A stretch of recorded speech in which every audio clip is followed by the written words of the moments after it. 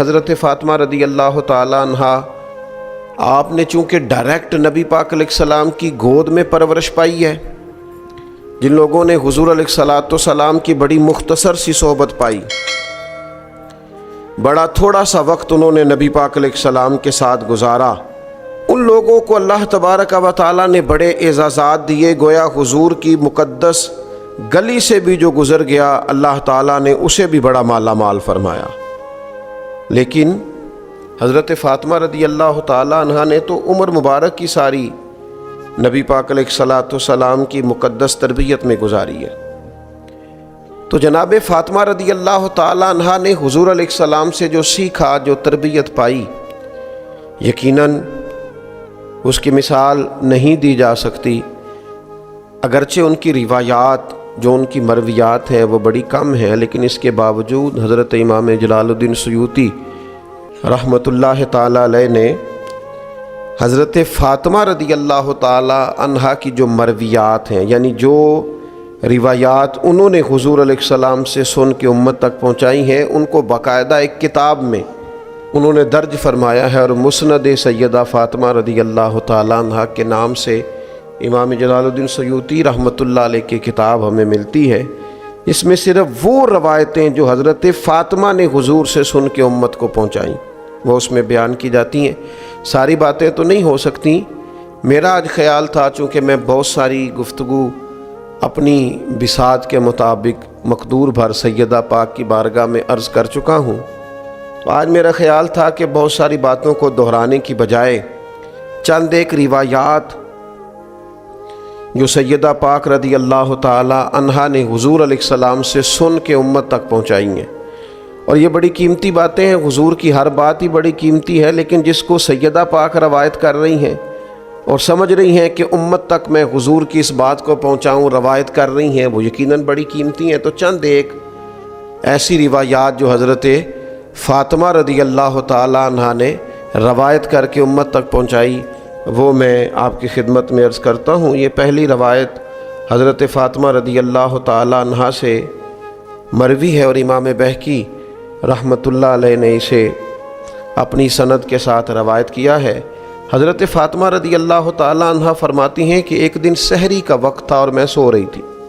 آرام فرما تھیں جناب سیدہ۔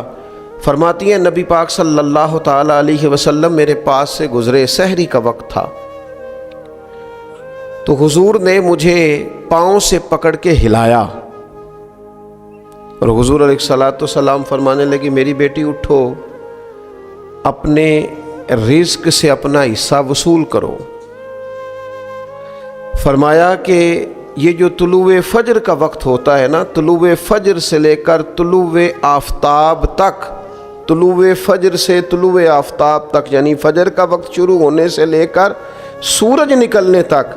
اللہ تعالیٰ اپنے بندوں میں رزق تقسیم فرماتا ہے۔ اگر آپ اس روایت پر غور کریں تو جناب زہرا رضی اللہ تعالیٰ عنہا ہماری توجہ دلاتی ہیں کہ ہمیں سحری میں اٹھنا چاہیے، صرف رمضان میں نہیں، ہر روز اٹھنا چاہیے۔ یہ خاص وقت ہے عبادت کا، اس خاص وقت میں ہمیں اپنے اللہ کے حضور حاضر ہونا چاہیے۔ میرا خیال ہے ان سب لوگوں کو جو بہت زیادہ وقت رات کو بیدار رہتے ہیں اور عین وہ وقت جو سحری میں دوبارہ اٹھنے کا اس وقت سو جاتے ہیں، انہیں اس بات پر غور کرنا چاہیے، اور جتنے لوگ رزق کی تنگی کی شکایت کرتے ہیں اور تنگ دستی کا ان کے ساتھ معاملہ رہتا ہے، وہ بھی اس حدیث پر غور کریں کہ جناب فاطمہ رضی اللہ تعالیٰ عنہ فرماتی ہیں مجھ سے نبی پاک علیہ السلام نے سحری کے وقت فرمایا اٹھو، یہ تو وہ وقت ہے جب اللہ اپنے بندوں میں رزق تقسیم فرماتا ہے۔ دوسری بات، اس کو بھی امام طبرانی نے روایت کیا ہے، کامل مومن کون ہوتا ہے؟ اس کی علامات سیدہ پاک رضی اللہ تعالیٰ عنہا نبی کریم صلی اللہ تعالیٰ علیہ وسلم سے روایت کرتی ہیں۔ آج آپ کسی شخص سے بھی کبھی بات کریں گے، وہ سب سے بڑا مسلمان نظر آئے گا، سب سے بڑا مومن نظر آئے گا، اس کی باتوں میں، لب و لہجے میں ایسا محسوس ہوگا کہ جناب تکمیل کیے بیٹھے ہیں اپنی شخصیت کی، اور جناب مکمل جانتے ہیں اپنے آپ کو۔ لیکن یہ دیکھیے جناب فاطمہ رضی اللہ تعالیٰ عنہا کامل مومن کی علامات بیان کرتی ہیں، ارشاد فرماتی ہیں کہ نبی پاک صلی اللہ تعالیٰ علیہ وسلم نے فرمایا وہ شخص کامل مومن نہیں ہو سکتا جس کا پڑوسی اس کے شر سے محفوظ نہ ہو۔ اگر وہ تکلیف دیتا ہے، اپنے پڑوسی کو اذیت پہنچاتا ہے، تو پھر کامل مومن نہیں ہو سکتا۔ اور پھر فرماتی ہیں کہ نبی پاک صلی اللہ تعالیٰ علیہ وسلم نے فرمایا کہ جو بندہ اللہ تعالیٰ پر اور یوم آخرت پر ایمان رکھتا ہے اسے چاہیے اپنے مہمان کی عزت کرے، جو گھر آ گیا ہے اس کا اکرام کرے، یہ اس کے مومن ہونے کی علامت۔ اور پھر ارشاد فرمانے لگی کہ نبی پاک صلی اللہ تعالیٰ علیہ وسلم نے فرمایا جو اللہ تعالیٰ اور آخرت پر ایمان رکھتا ہے کبھی اپنے ہمسائے کو اذیت نہ دے۔ اور پھر فرمایا جو اللہ تعالیٰ اور یوم آخرت پر ایمان رکھتا ہے اسے چاہیے یا تو اچھی بات کرے یا خاموش رہے، اپنے منہ سے ایسے جملے نہ نکالے جو جملے درست نہیں ہیں، جو جملے پاکیزہ نہیں ہیں، عمدہ نہیں ہیں، مومن کی شایان شان نہیں۔ اور پھر ارشاد فرماتی ہیں کہ نبی پاک صلی اللہ تعالیٰ علیہ وسلم نے فرمایا بے شک اللہ تعالیٰ حیادار، بردبار، پاک دامن اور با کردار مومن سے محبت فرماتا ہے۔ یہ صفات پیدا ہوں گی تو انسان اللہ تعالیٰ کی محبت کے قابل ہوگا۔ اور پھر فرماتی ہیں بد زبان، بد اخلاق، ضدی اور بھکاری سے ان کو اللہ تعالیٰ پسند نہیں کرتا۔ یہ جو لوگ ہیں یہ اللہ تعالیٰ کے پسندیدہ لوگ نہیں۔ اور فرمایا بے شک حیا ایمان کا حصہ ہے اور ایمان جنت میں لے جاتا ہے، جبکہ بد کلامی، بد خلقی یہ جہنم والا عمل ہے، یہ انسان کو دوزخ کی طرف لے جاتی ہے۔ میرا خیال ہے امام طبرانی کی روایت کرتا اس ایک حدیث پر ہی جو عمل کر لے وہ روحانی طور پر ایک مضبوط مسلمان ہو جائے گا، طاقتور مسلمان ہو جائے گا۔ پھر سیدہ پاک رضی اللہ تعالیٰ عنہ ایک اور مقام پر ارشاد فرماتی ہیں، آپ ارشاد فرماتی ہیں کہ رسول اللہ صلی اللہ تعالیٰ علیہ وسلم نے ارشاد فرمایا، یہ بھی امام بہقی روایت لائے ہیں سیدہ پاک سے، فرماتی ہیں کہ نبی پاک صلی اللہ تعالیٰ علیہ وسلم نے فرمایا، یہ آپ زیادہ توجہ کیجئے گا جو بات عرض کرنے لگا ہوں، میں بڑے احترام کے ساتھ ان لوگوں کی خدمت میں عرض گزار ہوں جن پر اللہ کے انعامات زیادہ ہیں۔ جناب فاطمہ رضی اللہ تعالی عنہا سیدہ پاک ارشاد فرماتی ہیں کہ نبی کریم علیہ الصلاۃ والسلام نے فرمایا میری امت کے شریر لوگ وہ ہیں جنہیں نعمتیں عطا کی گئی ہیں اور وہ کیا کرتے ہیں، وہ انواع و اقسام کے کھانے کھاتے ہیں، رنگ برنگے کپڑے پہنتے ہیں اور بیہودہ گفتگو کرتے ہیں۔ یعنی اسی پہ انہوں نے اپنے آپ کو فوکس کر لیا ہے، کھاؤ پیو پہنو اور ہر وقت بیہودہ بولو۔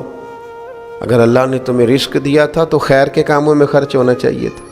اللہ کی رضا کے لیے اللہ کے بندوں پر خرچ ہونا چاہیے تھا۔ اللہ نے اگر تمہیں نواز دیا تھا اور کچھ لوگ تمہارا اکرام کرتے تھے تو کیا مانا تم ہر وقت بات ہی کرتے رہو گے، پھر تمہارے لہجے میں ٹھہراؤ ہونا چاہیے تھا۔ اسی طرح حضرت فاطمہ رضی اللہ تعالیٰ عنہ کی بس ایک روایت عرض کرتا ہوں، اور آج 3 رمضان المبارک ہے، میری بڑی خواہش ہے کہ سیدہ پاک رضی اللہ تعالیٰ عنہ کا روایت کیا گیا یہ وظیفہ، آپ کی ارشاد فرمائی گئی یہ بات، یہ ہم سب کو اپنا لینی چاہیے۔ اور اس کی جو فضیلت انہوں نے بیان کی ہے آپ دیکھیے، اس کو بھی امام بہقی نے روایت کیا ہے۔ سیدہ پاک رضی اللہ تعالیٰ عنہ فرماتی ہیں کہ حضور سید عالم صلی اللہ تعالیٰ علیہ وسلم نے فرمایا جو بندہ سورہ حدید کی تلاوت کرے، سورہ واقعہ کی تلاوت کرے اور سورہ رحمان کی تلاوت کرے